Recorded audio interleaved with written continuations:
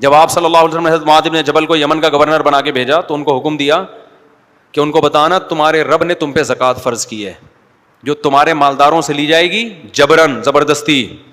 حدیث میں جبر کے الفاظ نہیں لیکن مراد یہی ہے زبردستی لی جائے گی. صحیح ہے نا. دی کس کو جائے گی؟ وَتُرَدُّ إِلَىٰ فُقَرَاء يُؤْخَذُ مِنْ أَغْنِيَائِهِمْ، انہی کے مالداروں سے لے کے وَيُرَدُّ إِلَىٰ فُقَرَائِهِمْ، اور انہی کے فقیروں میں بانٹ دی جائے گی. ہم نہیں لیں گے وہ، ورنہ حکومتیں کہتی ہیں، گورنمنٹ کہتی ہے کون لے گا؟ ہم لیں گے. گورنمنٹ تو خود لیتی ہے نا. ٹھیک ہے گورنمنٹ کہتی ہے کہ پبلک کے لیے لے رہے ہیں، کہنے پر گورنمنٹ کی طرف سے کوئی پابندی نہیں ہے. لیکن آپ دیکھ لو حکمرانوں کو ماشاءاللہ کہاں سے کہاں پہنچ گئے زکاتیں لے کے. تو ڈائریکٹ. اور پھر زکات میں تملیغ بھی ہے، کیونکہ اس میں دھوکہ گڑبڑ یہ ہوتی کہ آپ امیروں سے لیتے اور کہتے ہم غریبوں کے مفاد پہ خرچ کریں گے، پھر غریبوں کے ان مفاد میں خرچ کرنا شروع کر دیتے جس کا غریب کو ہو سکتا ہے وہ غریب اس پہ راضی نہ ہوتا. کیا سا بڑا زبردست نظام ہے یار. زکات میں تملیغ ضروری. تملیغ کا کیا فائدہ ہوگا؟ غریب کو مالک بنانا پڑے گا. وہ پھر مالک کا مطلب اس کے مکمل اختیارات ہوں. آج دنیا میں جو ٹیکس لیے جاتے ہیں غریب کو مالک نہیں بنایا جاتا. بہت ساری ایسی مد پہ خرچ کیا جاتا ہے کہ غریب سے اگر پوچھو گے وہ کہے گا بھائی میں اس پہ راضی نہیں ہوں. تو بتاؤ اسلامی قانون میں غریب کا فائدہ ہے یا گوروں کے قانون میں؟ تملیغ ضروری. لوگ ہم سے کہتے ہیں نا کہ حضرت میرا ایک غریب بچہ اسکول میں پڑھتا ہے، میں اس کی طرف سے فیس دے سکتا ہوں، اسکول میں زکوٰۃ ادا ہو جائے گی؟ ہم کہتے ہیں نہیں ہوگی. کائنڈلی اس سے زکوٰۃ ادا نہیں ہوگی. مالک بنانا ضروری ہے. مالک بناؤ، وہ جو چاہے کرے. کیوں؟ اب تملیغ کی جو آ گئی نا مسئلہ، اس میں کیا ہو گئی؟ احتیاط بہت ہو گئی ہے. ورنہ آپ غریب کے ایسے مفاد پہ خرچ کرتے جو آپ خود سوچتے بھائی جس کا پیسہ ہے نا یہ سوچنا اس کا حق ہے، یہ آپ کا حق نہیں ہے. ورنہ لوگ کیا کچھ نہیں کرتے.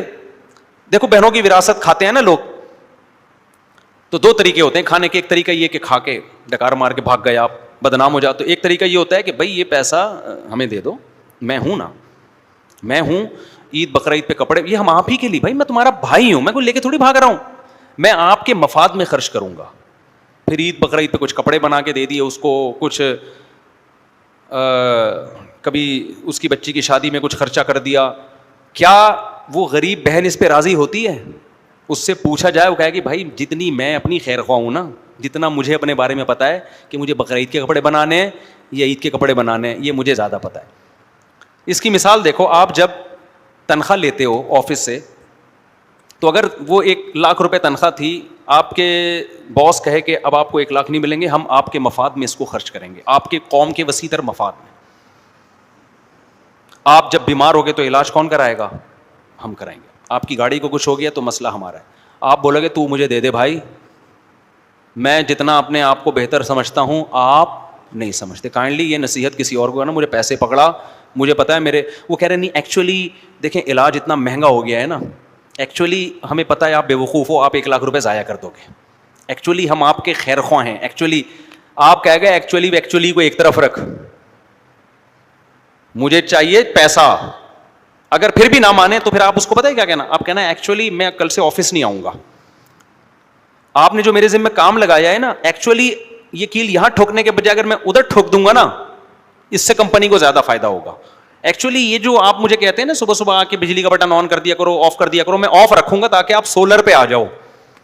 ٹوپی ڈرامے لگانا شروع کر دو گے نا. ان ٹوپی ڈراموں سے بچنے کے لیے اسلام نے کیا کہا؟ غریب کو پکڑا بھائی، پیسہ مالک بنا اس کو. ہاں وہ غریب جو نابالغ ہے اس کو ڈائریکٹ دینے میں نقصان ہے. نابالغ بچے میں شعور نہیں ہوتا، اس لیے اس کا ولی اس کا باپ ہے، تو اس کی وراثت اس کی، اگر باپ غریب ہے تو نابالغ بچے کی زکوٰۃ کس کو دی جائے گی؟ اس کے باپ کو. لیکن پھر اس کے باپ پر پابندی ہے، 1 روپیہ بھی نہیں کھا سکتا اس میں. پھر لا، اسلامی لا جب آپ اٹھائیں گے نا، پھر اس میں یہ کہ باپ اس سے پراپرٹی تو خرید سکتا ہے، گولا گنڈا نہیں خرید سکتا، کیونکہ وہ ختم ہونے، صدقہ بھی نہیں کر سکتا، اس سے صدقہ بھی نہیں کر سکتا. اب بعض فقہا اس کے قائل ہیں کہ اس سے صدقہ جائز ہے، کیونکہ یہ بچے کا فائدہ ہی فائدہ ہے، اس میں صدقہ آخرت میں ذخیرہ. امام حنیفہ نے کہا یہ فائدہ نہیں ہے، نقصان ہے. نقصان اس لیے کہ آخرت کو نہیں دیکھا جائے گا، یہاں کس کو دیکھا جائے گا؟ دنیاوی نقصان کو. صدقہ دنیاوی لحاظ سے نقصان دہ ہے, لہذا نابالغ بچے کو اس نقصان سے بچایا جائے گا. جب وہ بالغ ہوگا, باشعور ہوگا, پھر اس کے پاس آپشن ہوگا کہ دنیا کا نقصان کر کے آخرت کمانی ہے یا نہیں کمانی ہے. تو جب تک اتنا شعور نہیں ہو جاتا, اس کی رقم سے صدقے کی بھی اجازت نہیں ہے. صدقہ کر دیا تو باپ پر پینلٹی پڑے گی, باپ پر لازم ہوگا کہ وہ صدقے کے پیسے اپنی جیب سے بچے کو واپس کرے. وہ فائدہ کس کو ہو رہا ہے ان سارے قوانین کا, بتاؤ نا. غریب کو فائدہ ہو رہا ہے کہ نہیں ہو رہا؟ تو یہاں بھی اب دیکھو نبی صلی اللہ علیہ وسلم فرمایا ان کے امیروں سے لے کے کہاں لوٹائی جائے گی. یہ نہیں کہ ریاست کے بیت المال میں جمع ہوگا, پھر پتہ ہی نہیں چل رہا اس کمبخت سے کروڑ پتی کا علاج ہو رہا ہے کہ گورنمنٹ سڑک بنا رہی ہے کہ کیا کر رہی ہے اس سے. تو یہی حشر ہو رہا ہے نا حکومتوں میں, یہی حشر ہو رہا ہے. تو سارا فائدہ کس کو جا رہا ہے؟ غریب کو جا رہا ہے. اور پھر فقہا جو مجتہد ہیں انہوں نے ایک بڑا مسئلہ حل کر دیا. نبی صلی اللہ علیہ وسلم کے دور میں نا سونے کی قیمت 7.5 تولہ سونا اور 52.5 تولہ چاندی, ان دونوں کی قیمت کیا تھی؟ سیم. اور ان دونوں کو زکوٰۃ کا نصاب بنایا ہے. بعد میں سونے کی ویلیو بہت بڑھ گئی اور چاندی کی ویلیو اس کے مقابلے میں نہیں بڑھی. بعد میں فقہا پریشان ہوئے کہ اب سونے کو نصاب بنایا جائے یا چاندی کو, ویلیو میں فرق ہے. اب ہمیں نہیں پتا نبی کی نظر میں اصل جو نصاب تھا وہ چاندی تھی یا سونا. اگر ہمارے پاس کوئی ایسی حدیث ہوتی جس سے پتا چل جاتا کہ دونوں اصل ہیں تو ہم کیا کرتے, دونوں کا ریشو نکال لیتے. 7.5 تولہ چاندی سونا اور 52.5 تولہ چاندی کا کیا نکالتے؟ ویلیو کا ریشو, کہ بھی دونوں اصل ہیں تو اب دونوں کی قیمت میں فرق ہو گیا تو ریشو نکال لو. لیکن اس بات کا امکان ہے کہ اصل پیغمبر کی نظر میں چاندی ہو. 7.5 تولے کو اس لیے معیار بنایا ہو کہ وہ اس وقت 52.5 تولے چاندی کے برابر تھا. یہ ممکن ہے یا نہیں؟ یہ بھی ممکن ہے کہ اصل 7.5 تولہ ہو. 52.5 کو اس لیے معیار بنایا کہ وہ 7.5 کے بولو برابر. اب فقہا پریشان ہوئے تو فقہا نے کیا کیا, 52.5 تولے چاندی کو بنایا. وجہ اس کی ہے کہ جب انہوں نے اجتہاد کیا, دیکھا قرآن و سنت ہر جگہ فیور کس کو دے رہا ہے؟ غریب کو. نہیں یہی بات سمجھ میں. آج کے جو مذہبی اسکالرز آ رہے ہیں نا, جو ریفرنسز کے ساتھ باتیں کر رہے ہیں, ان کے پاس ریفرنسز ہیں, وہ فہم وہ عقل ان کے پاس نہیں ہے جو اللہ نے مجتہدین کو دی تھی. اس عقل سے یہ وہ مینٹل لیول نہیں ہے ان لوگوں کا, تبھی ہم کہتے ہیں ان کو فالو کرو. انہوں نے کہا کہ بھائی یہ بھی نہیں پتا چل رہا کہ اصل نصاب 52.5 تھا یا اصل کیا تھا,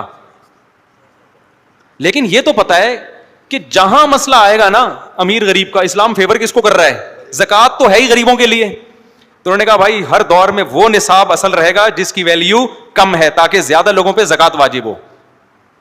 رکھی ہوئی کیوں ہے تو نے چاندی, رکھا ہوا کیوں ہے تو نے سونا؟ اس کا مطلب اضافی ہے نا, غریبی کھا رہا ہے. تو نکال اس سے ان لوگوں کو کا حق جن کے پاس یہ چاندی یا سونا نہیں ہے, کیونکہ 7.5 تولے کو نصاب بنایا جائے تو بہت کم لوگوں پہ زکوٰۃ واجب ہوگی, جبکہ مالدار تو بہت زیادہ ہیں اور بہت سارے غریب زکاتیں لینے سے محروم. تو نصاب اس کو بنایا جائے گا جو کیا ہے.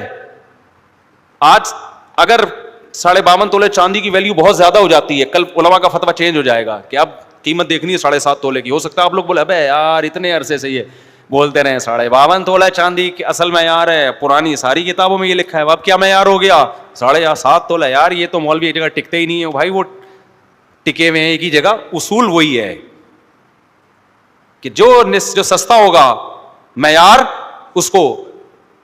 اس کا مطلب فقہا بھی ماحول سے متاثر نہیں ہوئے. اب بھی بہت سے لوگ ہمیں آگے تنگ کرتے ہیں, ابے بھائی 1 تولہ سونا ہے, تھوڑے سے پیسے ہیں, تو یہ کیا 52.5 تولہ مفتی صاحب. میں کہتا ہوں بھائی جان تم نے 52.5 تولہ چاندی رکھی بھی کس خوشی میں ہے؟ ٹھیک ہے نا, یہ اضافی غریبیاں ہیں تو نکالو نا پھر اللہ کا حق. میں سمجھا پا رہا ہوں. یہاں بھی ایک اور مسئلہ بھی. اچھا اس میں امام ابو حنیفہ تو بہت زیادہ غریب کو فائدہ دیتے ہیں. بعض فقہا کے نزدیک دوسرے فقہ میں ریشو بھی ہے کہ سونے چاندی کا ریشو نکالا جائے گا, لیکن فقہ حنفی میں بہت زیادہ فیور دیا گیا ہے. تملیغ بھی امام حنیفہ کا قول ہے کہ مالک بنانا ضروری. وہ کہتے ہیں کیونکہ قرآن میں للفقراء فقیروں کا حق ہے, تو کہتے ہیں لام اصل میں تملیغ کے لیے ہوتا ہے. ہم کہتے ہیں نا الحمدللہ تمام تعریفیں کس کے لیے ہیں؟ اللہ کے لیے. تو لی میں لام سے پتہ چلتا ہے تعریفوں کا مالک کون ہے؟ اللہ. تو لام جو ہے نا عربی میں اصل میں مکمل اختیارات کے لیے آتا ہے. مکمل اختیارات جب بھی ہوتے ہیں جب پراپر مالک بنایا جائے کسی کو. تو قرآن کہہ رہا ہے للفقراء, زکات کس کا حق ہے؟ فقیروں کے لیے. تو یہاں بھی لام کا لفظ بتا رہا ہے کہ پراپر مالک بنانا پڑے گا. یہ میں مثال سے سمجھاتا ہوں. آپ نے زکات کے پیسوں سے کھانا خریدا, غریب کے سامنے رکھ دیا کہ کھاؤ, اس سے زکات ادا نہیں ہوگی, کیونکہ زکات وہ مالک آپ ہو, اپنی ملکیت میں اس کو آپ کھلا رہے ہو. اباحت ہے یہ. اباحت کہتے ہیں کسی کے لیے ایک چیز کو کی پرمیشن دے دینا. جیسے جب آپ کی کوئی دعوت کرتا ہے, آپ اس کے, بس یہ مثال دیکھیں نا, بیان ختم کر رہا ہوں, کسی کے گھر جاتے ہیں, وہ بریانی کوفتے کباب لا کے رکھتا ہے, تو مالک کون ہوتا ہے؟ وہ ہوتا ہے نا. لیکن اس نے اپنی ملکیت آپ کے لیے حلال کر دی ہے. اس عمل کو کہتے ہیں اباحت, مباح کر دیا, اجازت دے دی. تو جب آپ اس چیز کو کھا رہے ہوتے تو اس کی ملکیت میں کھا رہے ہوتے ہو, وہ آپ کی ملکیت میں داخل نہیں ہوتی. اور ایک ہوتا ہے کہ بریانی کی ٹرے پکڑا کے کہنا یہ آپ کو گفٹ ہے. جیسے صبح شام گھروں میں تحفے آ رہے ہوتے ہیں, گفٹ میں کیا ہوتا ہے؟ آپ خود بھی کھا سکتے ہو, پیک کر کے ڈبے بنا کے مارکیٹ میں بولو بیچ بھی سکتے ہو. اس لیے ہم کہتے ہیں غریب کو زکوٰۃ میں کھانا کھلانا جائز نہیں ہے. کھانے کا مالک بنا دو گے پھر جائز ہے. آپ پلیٹ پکڑاؤ کہ آپ اس کے مالک ہو, آپ کی مرضی بھائی, کھاؤ یا بیچ دو, آپ کی مرضی. یہ جو ہم ہوٹلوں میں بیٹھے ہوتے ہیں, بعض دفعہ فقیر آتا ہے, اللہ کے نام پہ ایک نہاری کھلا دو, ہم نہاری اس کو خرید کے دیتے ہیں, وہ آگے لے جا کے بیچ دیتا ہے, ہمیں غصہ آتا ہے نا. غصہ اس لیے آتا ہے بھائی ہم نے تجھے کھلانے کے لیے آرڈر کیا ہے, بزنس کے لیے آرڈر نہیں کیا. لیکن زکوٰۃ میں آپ یہ غصہ نہیں کر سکتے. یہاں غصہ آنا بجا ہے کہ بھائی ہمیں الو بنا رہا ہے یار. میں نے ایک دفعہ نہاری کھانے گیا, میں بیٹھا ہوں, 2-3 غریب سی عورتیں آئیں, انہوں نے کہا ہمیں بھی لے دو. میں نے اس کو بولا یار ان کو بھی کھلاؤ, اس نے دے دیا ان کو, میں بھول گیا, پھر میں اپنا کھا رہا ہوں. پھر میں جب پیسے دینے گیا, اس نے بولا بھائی یہ سالن کو شاپر میں ڈالتی ہیں عورتیں, آگے جا کے بیچتی ہیں پیسے کما کے, دوبارہ نیا بندہ آئے گا اسے پھر کہہ رہی تھی اللہ کے نام پہ 3 دن سے بھوکے ہم, کھلا دو. تو یہ ان کا کیا چل رہا ہے؟ بزنس. تو یہ بزنس برا کیوں لگتا ہے بھائی؟ ہم تو چاہ رہے تھے کہ پیٹ بھریں کسی غریب کا. پھر بھی چلو یار وہ بیچ دیا اس نے, ہم نے پیسے واپس نہیں لیے ان سے, لیکن یہ غیر اخلاقی حرکت لگتی ہے نا. تو لیکن زکوٰۃ میں غریب کیا ہوگا؟ مالک. للفقراء والمساکین, مکمل اختیارات ہوں گے ان کے. تو نبی نے کیا فرمایا؟ مالدار سے لی جائے گی, غریب کو ہینڈ اوور کی جائے گی. اچھا یہاں ایک بات سمجھ لیں کہ غریب, یہ لوگ اکثر مسئلہ پوچھتے ہیں کہ جی غریب بچوں کی ہم اس فیسیں دے سکتے ہیں, مالک بنانا ضروری ہے, یا اس کو مالک بناؤ یا اس کی طرف سے اس کی اجازت سے کوئی نمائندہ بن کے مالک بن جائے. مثال کے طور پر میں نے آپ کو فون کیا, جی میں آپ کو کچھ رقم دینا چاہتا ہوں, بتانا ضروری نہیں کہ زکوٰۃ ہے, گفٹ کا نام لے لو آپ, لیکن ملکیت تو گفٹ میں بھی ہوتی ہے نا, ہر وہ چیز جس میں ملکیت ہو. آپ نے کہا جی ٹھیک ہے, تو لیکن میں تو آ نہیں سکتا, تو میں کیا کہوں گا, کسی بندے کو بھیج دو. تو اس بندے کو جیسے ہی میں ہینڈ اوور کروں گا زکوٰۃ ادا ہو جائے گی, کیونکہ وکیل کا قبضہ موکل کا قبضہ ہوتا ہے. آپ کی طرف سے جو نمائندہ آیا اس کو جب دیا تو ایسے ہی ہے جیسے اصل کو دے دیا, کیونکہ یہ نمائندہ کس کا ہے؟ آپ کا نمائندہ ہے. ہاں میں نے آپ کو فون کیا اور میں نے کہا میں ایک بندہ بھیج رہا ہوں, پیسے آپ کو دے گا, پیسے آپ کو دے گا, تو اس سے لے لینا, کیونکہ آپ کے پاس آنے کا ٹائم نہیں ہے. میں نے اس بندے کو ہینڈ اوور کر دی, زکوٰۃ ادا نہیں ہوئی, کیونکہ وہ آپ کا نمائندہ نہیں ہے. وہ کس کا نمائندہ ہے؟ میرا نمائندہ. دونوں میں فرق یہ پڑے گا, اس بندے سے ڈاکو نے چھین لیا تو زکوٰۃ ادا نہیں ہوئی, جبکہ پہلے والے بندے سے ڈاکو نے چھین لیا تو زکوٰۃ ادا ہو گئی, کیونکہ وہ ہینڈ اوور کر چکا ہوں میں.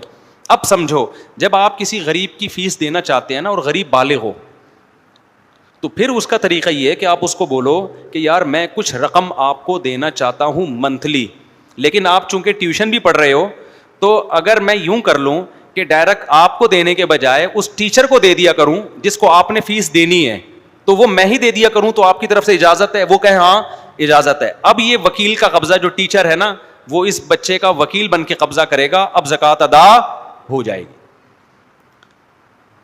اگر بچہ نابالغ تھا تو باپ کی پرمیشن, بالغ ہے تو خود اس بچے کی پرمیشن. اسی سے بہت سارے مسئلے حل ہو گئے. جب آپ کسی غریب کا علاج کراتے ہو زکوٰۃ کے پیسوں سے, تو اس میں غریب کو بتا دو بھائی میں آپ کو کچھ پیسے دینا چاہتا ہوں, تو آپ مجھے اجازت دے دو, میں آپ کی طرف سے کس کو دے دوں؟ ہسپتال کی انتظامیہ کو دے دیتا ہوں, وہ کہہ دے میری طرف سے اجازت ہے, تو جب وہ نمائندہ بن گیا اس کا. آئی بات سمجھ میں؟ نہیں, اور یہ پہلے اجازت لینی پڑے گی. علاج کرنے کے بعد اجازت لوگے اس کا کوئی اعتبار نہیں, کیونکہ وکیل کام کرنے سے پہلے بنتا ہے, بعد میں نہیں بنتا. بھائی سمجھ میں آ رہا ہے کچھ؟ تو میں جو خلاصہ سمیٹوں مجلی سے، تو محمد صلی اللہ علیہ وسلم کے سارے کس کے فیور میں جا رہے ہیں؟ کمزور کے فیور میں. قانون سازی جو ہو رہی ہے تو سارے احکامات کمزور جنس عورت اس کے فیور میں جا رہے ہیں بھائی.